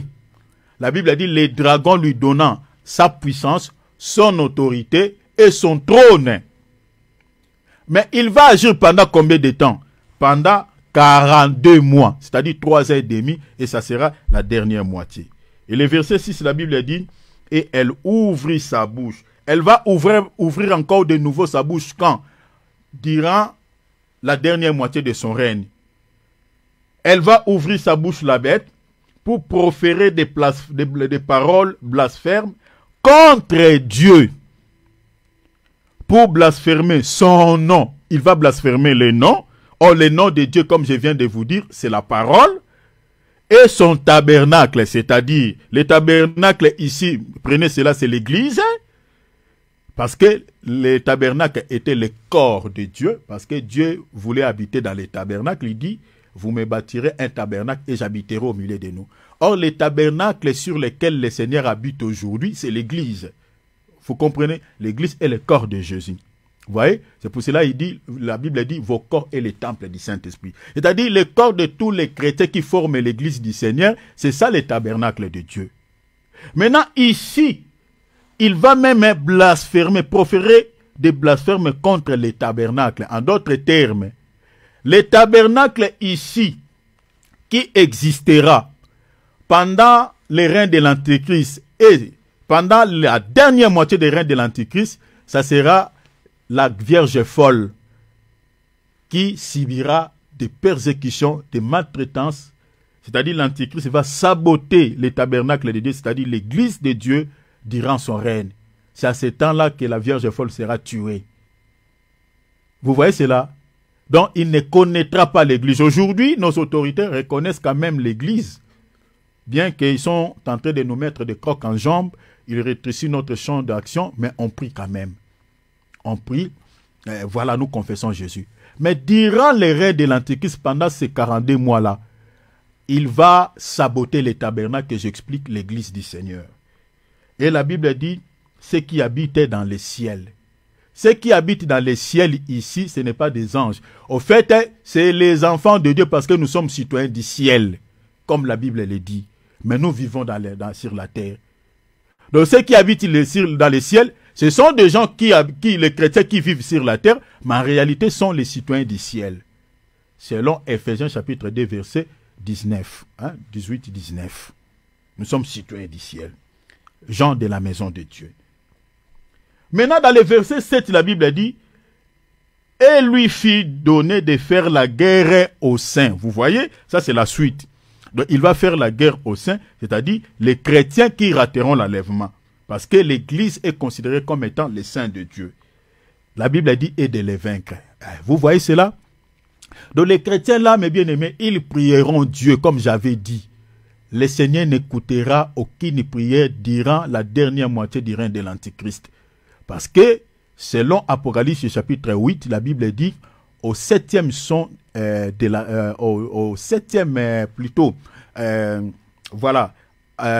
comment dirais-je, attends, je vais vous retrouver, c'est-à-dire il y avait un silence d'environ d'une demi-heure dans les ciels. Je prends Apocalypse chapitre 8, j'aimerais vous lire, la Bible dit quand on ouvrit, voilà, à l'ouverture plutôt, voilà, parce que je voulais confondre l'ouverture du 7e sceau au 7e son de la trompette. C'est-à-dire, à l'ouverture du 7e sceau, la Bible dit il y avait un silence d'environ d'une demi-heure. Or, les 30 minutes dont on fait mention là-bas, nous avions dit que c'est les 3h30, c'est un langage allégorique. Parce que si vous prenez Apocalypse 17, verset 9, verset 10, verset 12, 11, là-bas, on parle que la bête va régner une heure avec le roi de la terre. Or, une heure là, dans un autre, c'est un langage. Dans un autre langage, c'est 7 ans. Alors, la moitié de 7 ans, c'est 3h30. C'est ça ce qui est dit ici comme étant 30 minutes. Maintenant, les 30 minutes là, ça sera la dernière moitié du règne de l'Antichrist. Et c'est là où il va faire maintenant la guerre aux saints. Les saints là, c'est la Vierge folle. Et le texte dit, il les vaincra. C'est-à-dire, l'Église, à ce temps-là, durant le règne de l'Antichrist, l'Église priera comme nous sommes en train de prier là. C'est-à-dire, le Seigneur n'écoutera aucune prière. L'Église va demander la protection de Dieu, le Saint-Esprit ne sera pas là. C'est-à-dire, l'Église sera exposée entre les mains de Satan. La raison pour laquelle ici, la Bible dit, la bête va les vaincre. Les vaincra. Aujourd'hui, nous vaincrons le diable. Aujourd'hui, quand nos autorités sont en train de chercher à nous compliquer la vie, quand on prie le Seigneur nous écoute, et puis voilà, il intervient d'une manière ou d'une autre, et puis le Seigneur sait comment il peut changer la situation. Mais quand l'Église va partir en enlèvement, le Saint-Esprit ne sera plus sur terre. Les chrétiens qui rateront l'enlèvement à cette époque-là, mes bien-aimés, subiront des maltraitances de la part de l'Antichrist, de la part de la bête. Mais bien-aimés, ils prieront, Dieu ne l'exaucera pas. Les hommes de Dieu qui rateront l'enlèvement chasseront les démons. Aucun démon, mes bien-aimés, ne partira. Les esprits ne seront pas soumis à ces serviteurs de Dieu de cette époque-là. Quel que soit, ils invoqueront le nom de Jésus. Les malades ne seront pas guéris. C'est aujourd'hui, parce que nous avons le Saint-Esprit, nous chassons les démons et les esprits obtempèrent, ils libèrent le lieu. Ils quittent nos vies. Mais quand l'Église part en enlèvement, le Saint-Esprit va quitter. La terre sera à l'abandon. Ça sera le règne total de Satan. C'est pour cela que le texte dit dans le verset 7, il lui fit donner de faire la guerre aux saints et de les vaincre. Le verset dit, et il lui fit donner autorité sur toute tribu, vous voyez, tout peuple, toute langue et toute nation. C'est-à-dire le monde entier sera sous sa domination. personne ne se posera à lui. Personne ne lui dira un mot. Et le verset 8, la Bible dit, et tous les habitants de la terre l'adoreront. Adorer ici, c'est-à-dire, il va recevoir ce qui est dû au Seigneur. Les mondes n'auront plus la notion de connaître le vrai Dieu. Les mondes n'auront plus la connaissance de chercher le véritable Dieu, parce que ici, il va persécuter pendant 42 mois, parce qu'il va régner 42 mois, 3 ans et demi. Ça sera la dernière moitié de son règne. Il va imposer les mondes, mes bien-aimés, de choses qui n'ont eu jamais lieu et qui n'aura jamais eu lieu. Et les gens de cette époque-là, ils vont complètement oublier Dieu. Parce que ici déjà, il va vaincre les saints. Parce que vous savez que les saints ou nous, l'Église, nous sommes considérés comme étant les sels de la terre. Vous comprenez? Or, le rôle du sel, c'est pour pouvoir retarder quoi? La putréfaction, c'est-à-dire la pourriture. Maintenant, quand il n'y aura plus les sels, le monde sera complètement pourri. Ça sera gâté. Donc, parce que ici, quand il va tuer la Vierge folle, c'est fini. Donc, tout ce qui va rester là, tous ces païens-là qui vont rester, ne seront que derrière lui. Ils vont l'adorer, ils vont le vénérer. C'est que Daniel, Beltsazar, Abénédégo, Shadrach, ils avaient vécu à leur époque. Cela va refaire face, mes bien-aimés, durant les règnes de l'Antichrist. Parce que le roi Nebuchadnezzar avait érigé une statue et il avait imposé, lui comme un roi, parce que comprenez déjà que le roi Beltsazar, il fait aussi partie de la tête de la bête. Plutôt le roi de Babylone, Nebuchadnezzar. Il fait partie des lignes de tête. Je suis dans Daniel chapitre 7, verset 1er. Il fait partie des têtes. Or, la dernière bête, au fait, elle est la composition de toutes les bêtes précédentes. Vous comprenez? Elle a tout. Donc, ce que le roi Nebuchadnezzar avait fait à son époque, comme ligne de tête de la bête, il avait érigé une statue et il avait imposé à toutes les personnes qui vivaient à Chaldée de pouvoir se prosterner devant cette idole. C'est ça ce qui se fera au règne de l'Antichrist. Vous voyez ici la Bible dit, tous les habitants de la terre, vous comprenez, l'adoreront. Parce qu'il faut comprendre que mes bien-aimés, les souhaits de Satan, les soucis de Satan, c'est qu'il veut toujours recevoir l'adoration, ce qui est dit à Dieu. S'il y a quelque chose que Dieu ne partage jamais et ne la partagera jamais avec quelqu'un d'autre, c'est l'adoration. L'une des raisons qu'on l'avait précipité sur la terre, c'était à cause de cela. Parce qu'il voulait aussi récupérer une portion d'adoration qui était due à Dieu, de le recevoir de la part des anges que Dieu a créés. Et le Seigneur avait refusé, il l'avait précipité sur la terre. Mais le désir qui est dans son cœur, c'est toujours ça. Si vous lisez par exemple Ésaïe chapitre 14, versets 12 à 15, la Bible dit, il veut toujours être semblable au Très-Haut.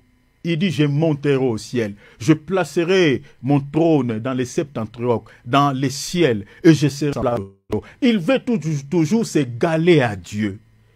Et si vous lisez dans Luc chapitre 4, versets 5 à 8, il a dit à Jésus, il a montré à Jésus tous les royaumes. Il dit, regardez tous ces royaumes, cela m'appartient, cela m'a été donné. Et ce qu'il avait dit, ce n'était pas faux. Cela lui a été donné à qui? C'est Dieu qui lui a donné. Il lisait Jérémie chapitre 27, vous allez voir. Dieu a remis le royaume de ce monde entre ses mains. Dieu sait pourquoi il lui avait remis. Il dit, cela m'a été donné. Mais qu'est-ce qu'il dit à Jésus? Il dit, si tu te prosternes et m'adores, je te donnerai tous ces royaumes et leur gloire. Mais Jésus a refusé, il dit, il est écrit, tu n'adoreras que le Seigneur ton Dieu. Mais combien aujourd'hui, mes bien-aimés, adorent les diables, nos musiciens, nos stars, qui chantent les diables? Parce que toutes les chansons qui ne louent pas Dieu, c'est une adoration à Satan. C'est pour cela que nous interdisons souvent aux chrétiens de chanter des musiques profanes. Parce que jusqu'à présent, il y a des enfants de Dieu qui écoutent cette musique, qui le chantent aussi. Toutes les chansons qui n'honorent pas, bien qu'il y a une exception par rapport aux hymnes nationaux, je sais pas, et puis par rapport aux quelques chansons, vous voyez, quelques chansons qui sont, bon, des chansons un peu, on peut dire, normales, mais il y en a peu. Mais la majorité des chansons, ce sont des chansons qui, en réalité, élèvent le diable. Déjà des chansons qui poussent les gens dans l'impudicité. Des chansons qui ont des thèmes, par exemple, qui poussent les gens dans la violence. Des chansons qui ont des messages, par exemple, qui poussent les gens dans l'impudicité. De telles chansons, par exemple, ça loue qui? Parce que ça n'honore pas Dieu. En réalité, ça honore les diables. Alors, vous voyez ici, le diable, il a toujours ce souci de recevoir l'adoration. Et il y a bien des stars de ce monde qui ont vendu leurs âmes à Satan. Pourquoi? Parce que ces derniers les a donné le royaume de ce monde. Ils se promènent ça et là, voilà, vous comprenez? Et puis la gloire. Alors c'est pour cela qu'ils composent des chansons qui poussent les gens vers l'ennemi, qui poussent les gens dans les péchés. C'est pour cela, cher enfant de Dieu, en tant qu'enfant de Dieu, la Bible dit, entretenez-vous par des cantiques spirituels, des psaumes, vous comprenez? Je suis dans Éphésiens, je crois, chapitre 2 ou chapitre 3. Donc un enfant de Dieu, il faut aussi sanctifier tes oreilles. Parce qu'il y a beaucoup qui pensent que la sanctification touche seulement l'âme. Non, la sanctification, c'est aussi dans la chair. Vous comprenez? C'est aussi dans la chair.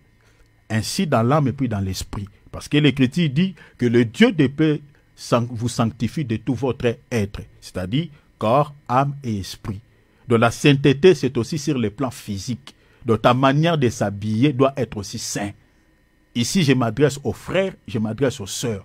Je suis désolé pour des chers qui s'habillent de manière impudique, qui laissent toutes leurs parties intimes, mes bien-aimés, exposées comme ça. Il y a beaucoup qui demandent les mariages, qui demandent, voilà, on ne se marie pas, tout ça, mais la manière dont tu t'exposes là, quel est cet homme qui peut, voilà, épouser une femme qui s'expose presque à moitié en poil? Et ce qui est pire encore sur Internet, nos jeunes filles-là qui se dénident, qui se laissent tout unis. Tout unis. Moi, j'ai peur aujourd'hui d'acheter un smartphone pour mon fils. C'est à cause de ça. Mon fils ne sait pas. Il me demande, papa, tout le temps. J'ai peur d'acheter ça parce que je ne veux pas que le cerveau de mon fils soit gâté. Parce que moi, je ne serai pas tout le temps avec lui. Mais quand il va entrer dans ces histoires-là, il va tomber sur ça. Les TikTok, c'est un outil diabolique. Pas seulement les TikTok, Instagram, Facebook. C'est pour cela que les enfants de notre temps, de cette génération, sont moins intelligents. Pourquoi? Parce que leur cerveau est habitué aux choses impies. Vous comprenez? Aux choses impies. Il y a des choses que les parents ne savent pas, mais nos enfants les savent. Ils peuvent vous expliquer certaines choses. Vous étonnez. Vous comprenez? Alors, donc vous comprenez comment le diable est en train de recevoir l'adoration. Alors, il a ses serviteurs et nos dirigeants aussi, vous comprenez, qu'il adore, qui se prosternent devant lui. La Bible a dit, tous les habitants, je suis dans le verset 8, l'adoreront. Dans son désir, son soif, c'est toujours ça. La Bible a dit maintenant, dans la suite, je lis toujours le verset 8, la Bible a dit, tous les habitants de la terre l'adoreront. L'Écriture dit ceci, c'est dont les noms, vous voyez, c'est dont les noms n'a pas été écrit dès la fondation du monde dans les livres de vie de l'agneau qui a été immolé. L'agneau qui a été immolé ici, c'est qui? C'est notre Seigneur et Sauveur Jésus-Christ. Retenez déjà ça comme ça, parce que c'est notre bien-aimé Jean qui a présenté Jésus comme étant l'agneau de Dieu qui ôte les péchés du monde. Il a été immolé où? À la croix de Golgotha. C'est là où l'agneau a été immolé. Mais maintenant, la Bible dit, ceux qui adorent le diable ici, la bête, ce sont des gens dont les noms n'a pas été écrit où? Dès la fondation du monde. Je vais expliquer quelque chose ici. Vous savez, chers enfants de Dieu, les salis, ce n'est pas le fait que nous avons crié, ce n'est pas le fait qu'on se retrouve, mes bien-aimés, dans cet environnement chrétien, ce n'est pas le fait que, mes bien-aimés, nous sommes appelés enfants de Dieu. Mais les salis, il est question de la prédestination. Si le Seigneur t'a jamais connu dès la fondation de ce monde, tu peux fréquenter les églises matin, midi, soir, tu n'hériteras jamais le ciel. Voilà pourquoi nous conseillons souvent aux gens ou aux enfants de Dieu ne pas se comporter comme certaines personnes ou comme certains serviteurs ou comme certains chrétiens. Parce que il y a des gens que le Seigneur connaît qui seront sauvés, sont des élits qui ne rateront jamais l'enlèvement, comme ces voleurs-là à la croix. Il a été brigand toute sa vie. Mais à la croix, ils étaient deux. Lui, il a été avec le Seigneur au paradis, mais l'autre était parti en enfer. Dans nos assemblées, nous avons ces deux types de personnes. Il y a un qui héritera le paradis et il y a l'autre qui n'héritera pas. Donc tu ne peux pas dans l'église de vivre comme l'autre ou de suivre le comportement de l'autre. La parole de Dieu est prêchée. On nous prêche de marcher dans la crainte de notre Seigneur. Vous voyez que certains, malgré on a prêché, qui continuent à vivre toujours dans les dérèglements, dans des choses qui n'honorent pas Dieu. Ne les suivez pas. Parce que l'église de Dieu est comparée à un champ où on retrouve aussi deux types de plantes. Le bleu et l'ivraie. Vous comprenez? Je m'adresse ici aux jeunes frères et aux jeunes sœurs. Vous ne pouvez pas vivre comme les autres. La Bible a dit les mauvais corrompent les bonnes mœurs. Les mâles ont plus l'influence sur ce qui est bien.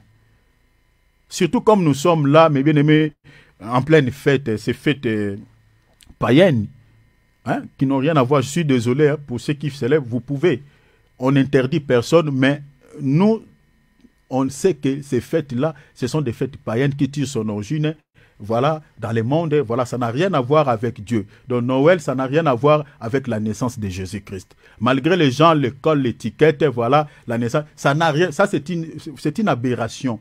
Les serviteurs de Dieu qui disent cela aux enfants de Dieu, c'est une aberration. Je suis désolé de le dire. Parce que la chose que la Bible ne dit pas, pourquoi vous voulez faire parler la Bible ce qu'elle n'a pas dit? C'est compliqué ça. Qu'est-ce que vous êtes en train d'inculquer, surtout aux nouveau-nés, aux gens qui viennent de se convertir? Et vous savez qu'un faux enseignement, pour pouvoir les ôter dans l'esprit de quelqu'un, si Dieu n'intervient pas, c'est compliqué. C'est compliqué. Il y a des serviteurs de Dieu qui sont conscients que Noël, c'est une fête, c'est une coutume païenne. N'a rien à voir. Déjà, dans la Bible, qu'est-ce que le Seigneur nous a laissé comme une célébration? À part les repas du Seigneur, la Sainte Seine, les repas du soir, le Seigneur ne nous a pas dit de célébrer sa naissance, mais plutôt sa mort. C'est ça, parce que nous sommes sauvés par sa mort. Si Christ n'était pas mort et ressuscité, on serait le plus malheureux de tous les hommes sur la terre. Mais ce n'est pas sa naissance. Mais comme les gens sont charnels, les gens aiment le plaisir de ce monde, voilà, ils collent l'étiquette, voilà. Je suis désolé de le dire, mais voilà, ceux qui veulent le faire, bon, ils peuvent, mais nous, c'est ça la vérité. Noël n'est pas une fête chrétienne. Jésus n'était pas né le 25 décembre. La Bible ne le dit pas. Donc vous voyez ici, la Bible dit, ceux dont le nom n'a pas été écrit, dès la fondation du monde, ce sont ces gens-là qui adoreront la bête. Parce qu'il faut comprendre que pendant ces fêtes païennes, celui qui est élevé, ce n'est pas Jésus, c'est le diable. Parce que la majorité des fêtes, selon les Écritures, les fêtes sont liées au culte. Le diable marche toujours sur les traces de Dieu. Dieu avait institué cette fête, selon Lévitique chapitre 23, à son honneur. Les fêtes-là étaient liées à l'Éternel. C'était des cultes qu'on dédiait à l'Éternel. Mais le diable aussi le fait pareil. Lisez Daniel chapitre 5, vous allez voir. Le roi Belshazar, lorsqu'il avait célébré une fête, mais c'était à l'honneur de qui? De ses dieux, de ses divinités. L'Israël, lorsqu'il avait créé Vodor comme étant une divinité qui leur avait accordé la délivrance au pays d'Égypte, parce que c'est ça ce que l'Israël disait, que le Vodor là, c'est lui, le Dieu qui nous a délivrés de l'Égypte, alors que c'est faux. Donc l'Israël blasphémait contre Dieu, il choquait Dieu, alors que c'est l'Éternel qui leur avait accordé la délivrance. Mais ils ont attribué cette délivrance au veau, à cette divinité qu'il avait créée. Maintenant, qu'est-ce qu'ils vont faire? Ils vont maintenant commencer à faire, vous comprenez, à faire une fête à l'honneur de cette divinité. Je suis dans Exode chapitre 32, lisez, vous allez voir. Ils avaient même surnommé, les enfants d'Israël ont surnommé ces veaux d'or comme étant les créateurs. Ils l'appelaient les créateurs. L'Éternel plutôt. Ils ont dit, demain il y aura une fête à l'honneur de l'Éternel. Ils appelaient les veaux d'or l'Éternel. Donc les fêtes, la majorité sont liées au culte. Peut-être vous ignorez cette divinité, mais si vous lisez les origines de ces fêtes, vous tomberez sur les divinités sur laquelle ou lesquelles on dédié ces fêtes. Or, que dit la Bible? J'aimerais vous lire une écriture, regardez. Je suis dans 1 Corinthiens, allons-y là-bas, 1 Corinthiens chapitre 10, lisons le verset 19. La Bible dit, que dis-je donc? Que la viande sacrifiée aux idoles est quelque chose? L'apôtre dit, ou qu'une idole est quelque chose? L'apôtre donne la réponse, il dit nullement. Verset 20, il dit, j'ai dit ce qu'on sacrifie. On les sacrifie à des démons. Donc l'apôtre ici veut dire tout simplement qu'une divinité, ce que les gens voient comme une image, comme une divinité, en réalité c'est un démon. Et l'apôtre dit ce qu'on a sacrifié à ces idoles, on les sacrifie aux démons. Et puis il dit quoi? Non à Dieu. Non à Dieu. Et regardez la suite, il dit, je ne veux pas que vous soyez en communion avec les démons. Si vous montez dans le verset 14, il dit, c'est pourquoi, mes bien-aimés, fuyez l'idolâtrie. Je suis désolé pour ceux qui adorent Marie, cette statuette. Je suis désolé pour ceux qui prient Bouddha. Ils pensent que voilà, ils adorent une image, voilà, et c'est bon, Bouddha n'est pas... Mais la Bible dit quoi? Une idole, c'est un démon. Alors ces fêtes ici, si vous regardez, mes bien-aimés, les origines de ces fêtes, c'était dédié aux divinités. Maintenant, quand les gens célèbrent ces fêtes aujourd'hui, ils sont en train d'être en communion avec ces esprits. Voilà pourquoi il y a certaines personnes qui sont visitées. Pendant ces périodes de fêtes, il y a d'autres qui tombent malades, il y a d'autres qui meurent, mais ne savent pas. Parce que pendant ces fêtes, il y a des esprits qui sont libérés dans le monde spirituel. Et quand les esprits sont libérés dans le monde, ils viennent faire quoi? Créer des soucis, récupérer des âmes faibles. Voilà pourquoi pendant ces fêtes, il y a des impudicités, il y a des accidents, il y a beaucoup de soucis. Ça vient d'où? Vous pensez que c'est par hasard? Et il y a des serviteurs de Dieu qui poussent les enfants de Dieu dans ça. Je suis désolé. Alors, le texte dit, les gens qui adoreront la bête, ce sont des gens dont le nom n'a pas été écrit. Mais bien aimé, les salis, les questions de la prédestination. C'est lui dont le Seigneur a déjà inscrit son nom dans les livres de vie dès la fondation du monde. Mais bien aimé, ne peut pas, mes bien-aimés, un jour devenir païen ou devenir adorateur de Satan. Impossible. Ou vous voyez un musicien chrétien qui se décide, il dit, je ne vais plus chanter pour Jésus, je vais commencer à chanter pour le diable. Il commence à chanter la musique profane. C'est quelqu'un, son nom n'a jamais été écrit dès la fondation du monde. Quelqu'un qui va quitter la foi chrétienne, vous comprenez comme je vois certains serviteurs aujourd'hui, qui quittent la voie du Seigneur, qui suivent la voie de Balaam, c'est-à-dire, ils sont dans la Kabbale, vous comprenez, qui touchent les fétiches pour pouvoir réaliser des miracles. Ce sont des gens que leur nom n'a jamais été inscrit dans les livres de la vie de l'agneau dès la fondation du monde. Parce que c'est lui dont le Seigneur connaît celui que le Seigneur a déjà inscrit son nom dans les livres de vie de l'agneau, depuis la fondation du monde, ne peut jamais, je dis, ne peut jamais adorer le diable. Vous comprenez? Ne peut jamais. C'est-à-dire, il abandonne le Seigneur, il suit le diable. Il vit comme un païen. Parce que l'adoration, aussi dans un autre langage, quand on aime quelque chose, hein, on est esclave de quelque chose. C'est aussi l'image de l'adoration. On se sacrifie pour soi, parce que les sacrifices parlent de l'adoration. Quand on se sacrifie pour quelque chose, que ce soit bien ou mauvais, c'est aussi une forme d'adoration. Et quand on aime ces péchés-là, plus que le Seigneur, c'est aussi une forme d'idolâtrie. Donc vous voyez que ces gens-là vont perdre les salut. Mais regardez, qu'est-ce que la bête va faire? Donc je vous ai dit ici que le nom de la bête, ça sera le faux évangile ou la fausse parole. Parce que la bête, comme étant le faux Messie, si le nom du vrai Messie, c'est la parole, selon Apocalypse 19, 13, donc le nom du faux Messie que j'explique la bête, ça sera la fausse parole ou les faux évangiles.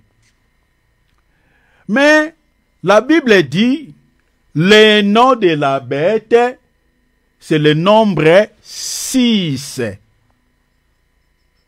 C'est ça ce qui a donné 666. Pourquoi il y a 3 chiffres? Suivez-moi ici très bien. J'aimerais lire ça. Je suis dans Apocalypse chapitre 13. Je vais lire le verset. Je lirai le verset combien?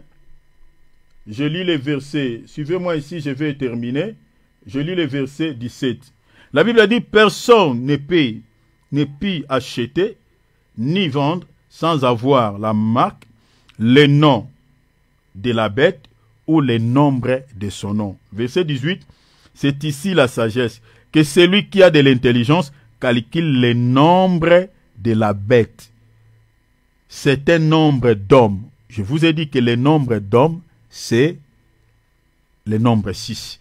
La Bible a dit, et son nombre est 666, c'est-à-dire 6 3 fois.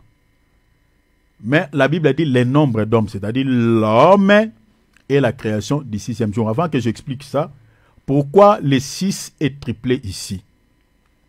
On a triplé le nombre 6. Suivez-moi très bien s'il vous plaît. Je sais que mon minute est épuisée, mais j'aimerais m'arrêter. Accorde-moi juste 10 minutes, s'il vous plaît. 10 minutes, je vais terminer. Pourquoi on triple le nombre de la bête? Le nombre de la bête est triplé. Cela explique la trinité de Satan. Ces 3 chiffres ici parlent de la trinité de Satan. Parce que il faut comprendre que le diable marche toujours sur les traces de notre Dieu. Notre Dieu, il est Père, il est Fils et puis il est Esprit, Saint-Esprit. Le diable aussi, il a ces 3 trinités. Il est le père du mensonge. Vous comprenez? Il est le père du mensonge selon les Écritures, selon, vous pouvez lire Jean chapitre 8.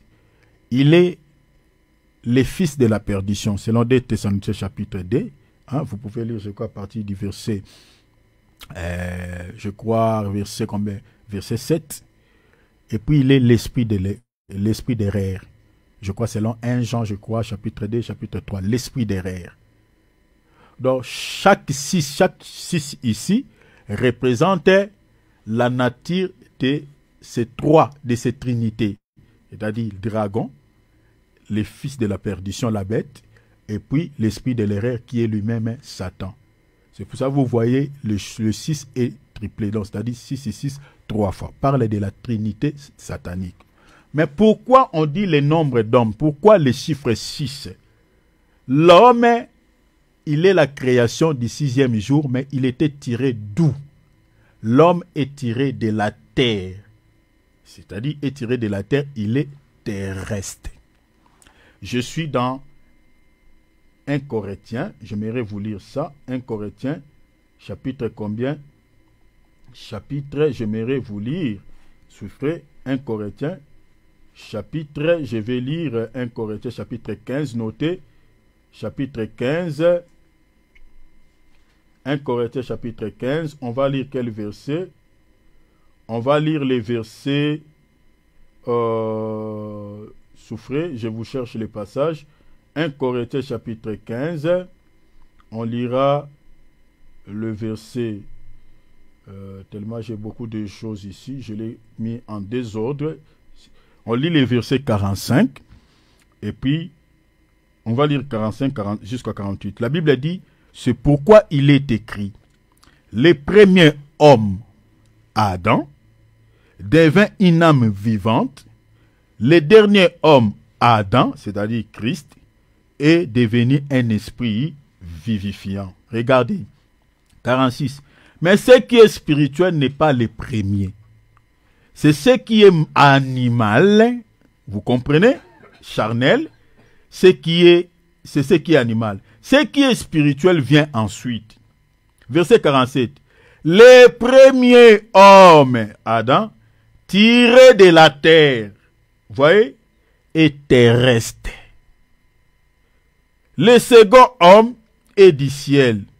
Tel est terrestre, tels sont aussi les terrestres. Et tel est céleste, tels sont aussi les célestes. Cela veut dire quoi? L'homme est tiré de la terre, il était tiré de la terre le 6e jour. Et la Bible dit, il est terrestre. Or, dans la Bible, suivez-moi ici très bien parce que j'explique les chiffres 6. Dans la Bible, ce qui est terrestre est considéré aussi comme étant charnel, est considéré aussi comme étant diabolique. Donc, ce qui est terrestre et charnel est aussi diabolique. Selon quelle écriture? Selon Jacques chapitre 3 verset 15. La Bible dit, j'aimerais d'abord lire 1 Corinthiens, non, lisons d'abord Jacques chapitre 3 verset 15 et puis mettez cela en relation avec 1 Corinthiens chapitre 3 verset 3. La Bible dit, cette sagesse n'est point celle qui vient d'en haut, mais elle est terrestre, charnelle et diabolique. Vous voyez cela? Donc ce qui est terrestre selon la Bible est charnel et diabolique. La raison pour laquelle, comme les premiers hommes étaient terrestres, on ne pouvait jamais, chers enfants de Dieu, être sauvé en gardant cette nature adamique. Vous comprenez? Parce que toutes les nations de la terre, selon Actes des Apôtres, chapitre 26, chapitre 17, verset 31, tirent son origine en Adam. Toutes les personnes sur la terre. La raison pour laquelle vous voyez qu'il y a certaines personnes qui ne seront pas sauvées, pourquoi? Parce qu'ils ont toujours la nature adamique, ils gardent toujours cette nature terrestre. Il n'y aura pas possibilité pour que ces gens soient sauvés. La raison pour laquelle le Seigneur a envoyé les deuxièmes Adam ou les derniers Adam, que j'explique Jésus, pour que les gens puissent naître de nouveau, recevoir la nature divine du second Adam pour qu'il hérite le ciel. Vous voyez? Pourquoi? Parce que ce qui est terrestre, vous comprenez, est charnel, est aussi diabolique. La raison pour laquelle Adam avait péché. Pourquoi? Parce qu'il était tiré de la terre, il était terrestre. Vous voyez? Parce que ce qui est terrestre est charnel. Or, quand on est charnel, c'est-à-dire on est dans les péchés. 1 Corinthiens chapitre 3 verset 3. La Bible dit quoi? Parce que vous êtes charnel, en effet, puisqu'il y a parmi vous quoi? De la jalousie, des disputes, n'êtes-vous pas charnel? Vous voyez? Donc ce qui est charnel, c'est-à-dire la charnalité liée au péché. Alors, l'homme, comme étant le chiffre 6, et puis terrestre, vous comprenez? Donc, par rapport à la bête, qui a aussi ce nombre 6, dans un autre langage, cet homme-là qui gouvernera le monde de cette époque-là, il sera charnel, vous comprenez? Il sera terrestre par rapport à ces chiffres, il sera charnel par rapport au nombre 6, et puis il sera diabolique, comme on a lu tout à l'heure dans Jacques chapitre 3 verset 15. Parce que ce qui est terrestre est charnel et puis diabolique.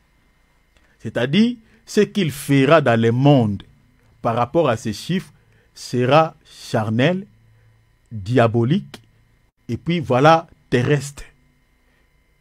C'est pour ça que je vous ai dit tout à l'heure, il n'aura pas la notion de Dieu dans cette époque-là. Le monde entrera, mes bien-aimés, c'est-à-dire dans les noix qui n'a jamais jamais eu lieu. Le péché sera légalisé parce qu'il sera charnel. Donc le péché sera en outrance. Il sera diabolique. Vous voyez, c'est ça ce qui explique le nombre 6. Et quand on dit 6 ici, c'est 3 fois, parce qu'il ne travaillera pas seul, mais il travaillera avec les dragons, et il sera aussi un esprit d'erreur qui va conduire beaucoup de gens dans l'erreur. C'est ça ce qui symbolise le nombre 6 ici, c'est 3 fois. Vous comprenez? Donc, je m'arrête ici parce que mon temps est épuisé. Et demain, par la grâce de Dieu, je vous parlerai de la marque de la bête sera. Maintenant, marque de la bête sera quoi? Et je vous parlerai pourquoi on est en train d'imposer les gens cette marque avant d'acheter quoi que ce soit, avant de vendre quoi que ce soit. Donc, si vous n'avez pas la marque, vous ne pouvez ni vendre et vous ne pouvez ni acheter. Pourquoi? Pourquoi le diable touche l'achat et touche la vente? Je vous expliquerai cela par la grâce de Dieu demain. Ici, j'aimerais nous dire, le monde touche à sa fin. Chers enfants de Dieu, voyez tout ce que je vous ai démontré à la lumière des Écritures. L'enlèvement de l'Église n'aura pas lieu 2 fois, une seule fois. Donc, une fois que tu grattes ce jour, tu n'auras pas possibilité de les rattraper. C'est fini. Donc, aujourd'hui, le Seigneur nous a accordé de pouvoir préparer nos vies, préparer nos cœurs pour que personne ne rate ce jour. Vous voyez cela? Ne rate ce jour. Parce que si vous les loupez, c'est fini. Si vous êtes chrétien, la seule voie qui vous permettra de se joindre à nous au ciel, ça ne sera que la voie de la mort. Donc, vous attendrez au 2e moitié des règne de l'Antichrist, quand celui-ci va commencer à persécuter, à faire du mal aux gens, et qu'il vous persécute, et qu'il vous tue, pour que vous puissiez se joindre à nous dans le ciel. Mais ça sera tellement compliqué, difficile.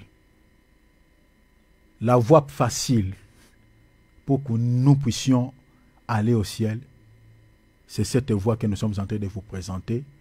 Marchez dans la crainte des noms du Seigneur. Gardez la parole que vous écoutez dans les cœurs.